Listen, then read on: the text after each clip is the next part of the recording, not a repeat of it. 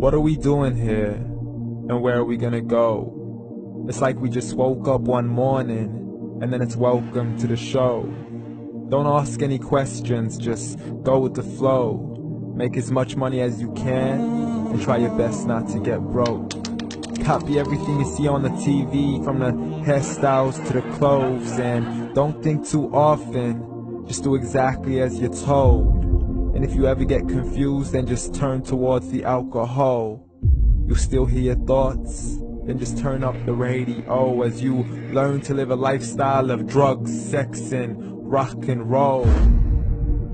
But in all honesty, I just need to know, is there more to the cycle than growing and getting old? Living and dying just to leave behind a happy home and a whole lot of property that somebody else is going to own.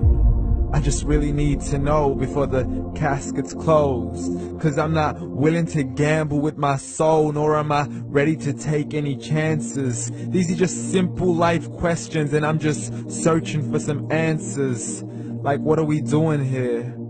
And what is our purpose? How did we get here, and who made us so perfect? And what happens once we go, or is this world all really worth it? Questions we don't answer because apparently we don't really have to. There's no purpose to this life and our existence is merely natural. Then in that case, please let me ask you, did you create yourself, or was it somebody else who had fashioned you? 'Cause you're a being that's impeccable, faultless and unparalleled. You're a product of supreme intelligence, and I'm merely being rational. For there isn't a camera on this earth that can come close to the human eye, nor a computer that can compete alongside the human mind. And if the whole world was to come together, we wouldn't be able to create a single fly. So many signs, yet we still deny. As science tries to justify that all this could come from none, when it's a simple sum. 0 plus 0 plus 0 cannot possibly ever give you 1. So from where did all this order come? For everything has its origins, a maker, a creator of its own. I mean, the only reason you're watching this video is because somebody had to press upload. So we can believe in the Big Bang, but I'd rather believe in He who caused it to explode. Allah, the creator of everything along with every single soul. The ever-living, the master, the only one who is in control. Unlike his creation, beyond our imagination. And no, he's not a man, nor does he have any partners in association. He's on his own. And no, he did not ever leave us alone. Just like every manufacturer, he left us with an instruction manual. The Quran and Islam, and I'm sorry to jump to conclusions, but it's the only one possible. The only definition of God is the one and only supreme being. It's logical, a book with 0 contradictions, with miracles that are both scientific and historical, all revealed over 1400 years ago. Like the detailed description of the human embryo. The descriptions of the human embryo in the Quran cannot be based on scientific knowledge in the 7th century. To the mountains as pegs holding firm the earth below, and the 2 seas that don't mix in a complete separate flow. To the planets in orbit, alternating night and day as they stay in flow. The expansion of the universe and the creation of everything from H2O.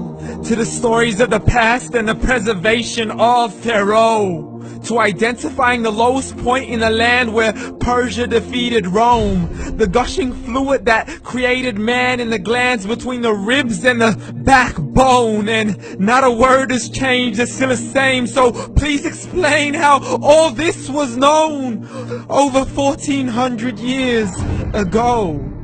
To a man who couldn't read or write, as he would recite whatever the angels spoke. And if you still don't believe, please try to come up with something that's even close. But you can't, so we took God as a mockery and his messengers as a joke. Muhammad could not read or write. How's somebody who can't read or write gonna start a religion? Dismiss the scriptures as legends and tales of the ancient folk, as we live life according to our whims, desires, and hopes. saying this life is the only home we will ever know. We will live then die, then simply turn to bones. YOLO! Correction, after the grass dies, the rain arrives and it regrows, and Allah promises to do the same thing to your very soul and bring you back from your very fingertips to your toes, as the all-seeing supreme being watches us so close, and we are surely being tested in our wealth, our health, and our self, and everything that we've been blessed with. So believe, for we will surely be resurrected and be brought back to our Lord and account for every single deed, as He hands us our books and orders us to read. From the bad to the good and everything in between. You yourself are sufficient for your own accountability, so don't be mad at me. You are the one who thought He wouldn't come back to me. I gave you a whole life long to search after me, but you were busy in all that which was temporary. So read, and glad tidings to all those who believed. And if you disbelieve, read.